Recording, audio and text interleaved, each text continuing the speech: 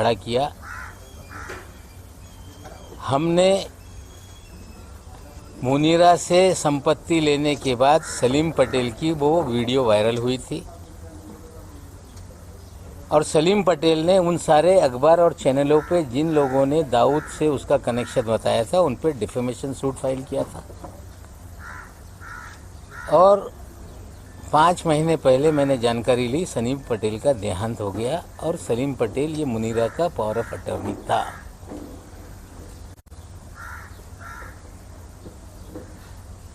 सरदार वली खान के बारे में उन्होंने कहा कि सजा याफ्ता मुजरिम से आपने कोई लेन देन किया है। 2005 में वो कन्विक्टेड नहीं था। जो वॉचमैन वहाँ पे था उनका लड़का था। 300 मीटर पे 7/12 पे उसने अपना नाम चढ़ा लिया था रेक्टिफिकेशन करने के लिए कोई कागज़, वो हमने उनको पैसा दिया था, ये सच्चाई है। लेकिन देवेंद्र जी ने हमें जो लड़ाई में लड़ रहा था या लड़ रहा हूँ, जो एनसीबी में निर्दोष लोगों को फंसाने का, हजारों करोड़ की उगाही करने का, कहीं ना कहीं देवेंद्र जी उसको डाइवर्ट करने का प्रयास कर रहे हैं। और सिर्फ डाइवर्ट करने का नहीं, उस अधिकारी को बचाने का प्रयास हो रहा है, क्योंकि देवेंद्र जी के उस अधिकारी के पुराने संबंध हैं। 2008 में कोई अधिकारी नौकरी पे आता है और 14 साल से मुंबई शहर छोड़ता नहीं, इसके पीछे क्या राज है? देवेंद्र जी औरों को कह रहे हैं कि अंडरवर्ल्ड कलेक्शन के लोग हैं ये, लेकिन देवेंद्र जी हम आपसे पूछना चाहते हैं कि सारे अंडरवर्ल्ड के लोग, जो अंडरवर्ल्ड कनेक्टेड लोग हैं, जो बड़े बड़े क्रिमिनल हैं, आपने मुख्यमंत्री रहते हुए उन्हें सभी लोगों को जो सरकारी कमीशन है, सरकारी बोर्ड है, उसका अध्यक्ष क्यों बनाया? मुन्ना यादव नाम का एक व्यक्ति जो नागपुर का कुख्यात गुंडा है,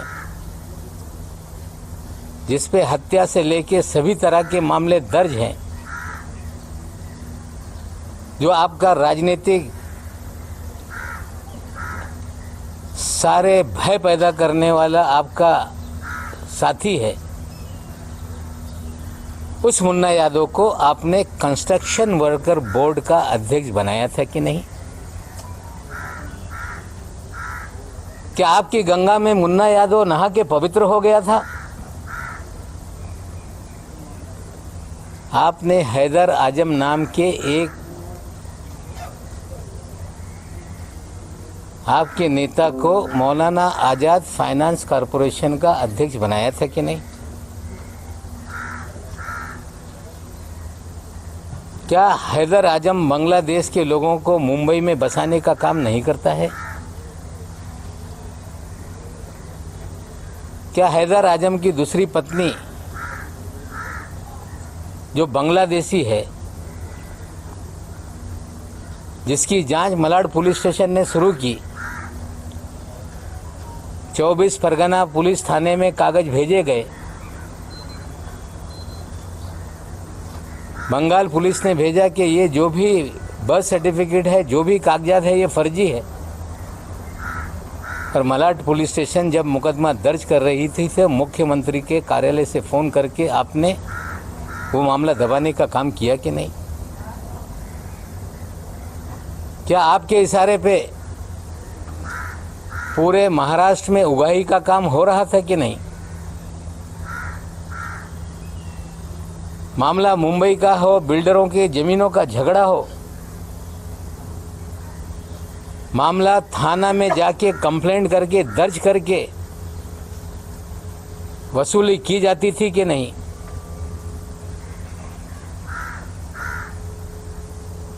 जमीन मालिकों को पकड़ के लाते थे और सारी जमीनें अपने नाम पे लिखा ली जाती थी। ये सच है कि नहीं? क्या आपके कार्यकाल में विदेश से लोगों को फोन आते थे? कुख्यात गुंडे फोन करते थे और पुलिस वाले मामला सेटल कर देते थे कि नहीं? लेकिन सबसे गंभीर आरोप मैं लगा रहा हूं देवेंद्र जी आप पे कि जब 8 नवंबर 2016 को नोटबंदी हुई, मोदी जी ने कहा कि नोटबंदी इसलिए किया जा रहा है, आतंकवाद खत्म होगा, काला धन खत्म होगा। और एक बात मोदी जी ने कही थी कि बड़े पैमाने पे जाली नोट है, उसे खत्म करने के लिए हम नोटबंदी का काम कर रहे हैं। जब नोटबंदी हो गई पूरे देश में जाली नोट, चाहे पंजाब हो, 2000 के 500 के जाली नोट पकड़े जाने लगे। मध्य प्रदेश में जाली नोट पकड़े जाने लगे, तमिलनाडु में जाली नोट पकड़े जाने लगे। लेकिन छापेमारी की जिसमें 14 करोड़ 56 लाख रुपए के जाली नोट पकड़े गए।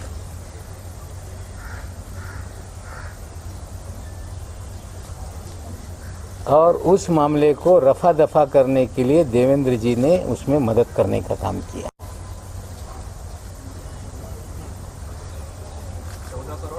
56 लाख रुपए डीकेसी में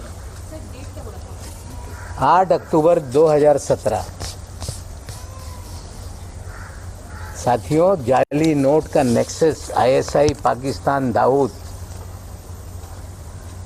वाया बांग्लादेश, ये पूरी जाली नोट इस देश में फैलाई जाती है। 8 अक्टूबर के छापेमारी में 14 करोड़ 56 लाख पकड़े गए। मुंबई में एक गिरफ्तारी हुई, पूना में एक जो गिरफ्तारी हुई इमरान आलम शेख, पूना में गिरफ्तारी हुई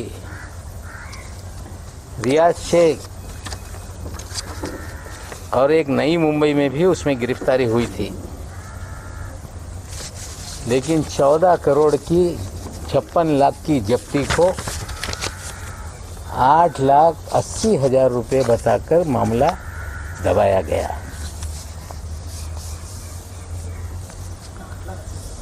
8,80,000 बताकर मामला दबाया गया। पाकिस्तान की जाली नोट भारत में चले,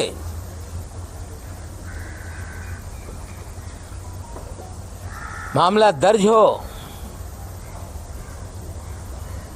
और उसमें कुछ दिनों में जमानत हो जाती है।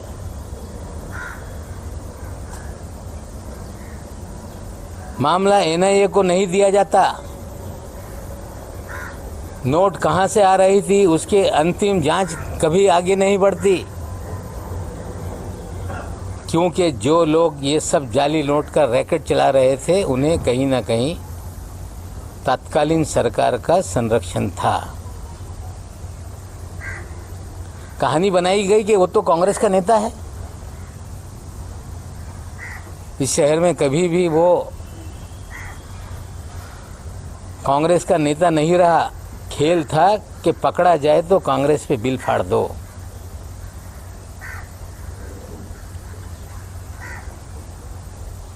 और जो आलम शेख था, इमरान आलम शेख, ये माइनॉरिटी कमीशन 6 महीने के बाद जिसको हाजी अरफात शेख को चेयरमैन बनाया गया, उसका ये छोटा भाई है। हाजी अरफात शेख, जिसे देवेंद्र जी ने दल बदल करा के अल्पसंख्यक आयोग महाराष्ट्र का चेयरमैन बनाया था, उसका ये छोटा भाई है। देवेंद्र जी, आप मुन्ना यादव को चेयरमैन बनाते हैं, कुख्यात गुंडे को।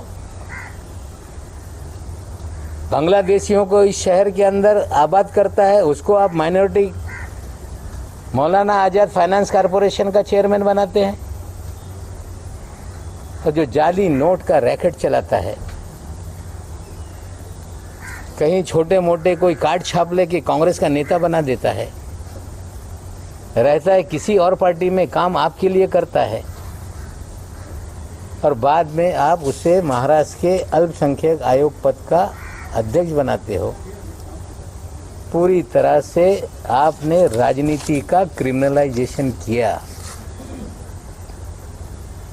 हम आपसे पूछना चाहते हैं कि रियाज भाटी कौन है?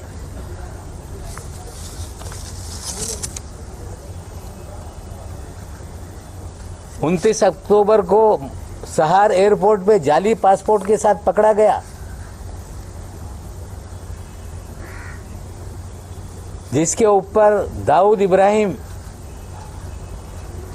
सारे गैंग के लोगों के साथ संबंध की सारी खबरें अखबारों में थी। पूरा शहर जानता था कि रियाज भाटी कौन है।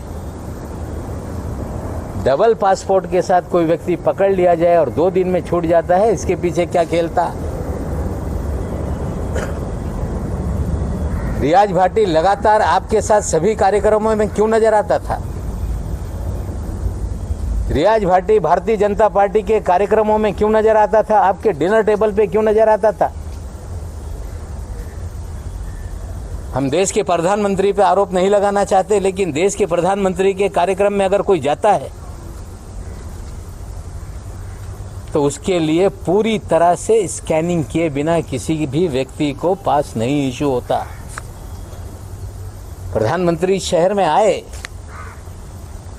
और रियाज भाटी ने उनके साथ भी तस्वीरें खिंचवाई। क्या ऐसा कारण था बिना स्कूटनी के रियाज भाटी प्रधानमंत्री तक पहुंच गया? देवेंद्र जी, आप मुख्यमंत्री रहते हुए इस महाराष्ट्र में आपने सारे क्रिमिनल लोगों को सरकारी पदों पर बिठाया, जाली नोट का नेक्सस आपने चलवाया, आपने रियाज भाटी के जरिए पूरी उगाही का काम किया, आपने थाना में कमिश्नर बैठा के कंप्लेंट पूरे महाराष्ट्र की करा के उगाही का धंधा करवाया, और विदेश से के कार्यक्रम में अगर कोई जाता है तो उसके लिए पूरी तरह से स्कैनिंग किए बिना किसी भी व्यक्ति को पास नहीं इशू होता। प्रधानमंत्री शहर में आए और रियाज भाटी ने उनके साथ भी तस्वीरें खिंचवाई। क्या ऐसा कारण था बिना स्कूटनी के रियाज भाटी प्रधानमंत्री तक पहुंच गया? देवेंद्र जी, आप मुख्यमंत्री रहते हुए इस महाराष्ट्र में आपने सारे क्रिमिनल लोगों को सरकारी पदों पर बिठाया, जाली नोट का नेक्सस आपने चलवाया, आपने रियाज भाटी के जरिए पूरी उगाही का काम किया, आपने थाना में कमिश्नर बैठा के कंप्लेंट पूरे महाराष्ट्र की करा के उगाही का धंधा करवाया, और विदेश से कुख्यात गुंडे फोन करके सेटलमेंट पुलिस वाले करते थे। और ये सारा खेल आपके आशीर्वाद से महाराष्ट्र में चल रहा था। आज तो इतना बता रहा हूँ, आगे और बहुत सारी काली करतूतें देवेंद्र जी के हैं, मैं लोगों के सामने रख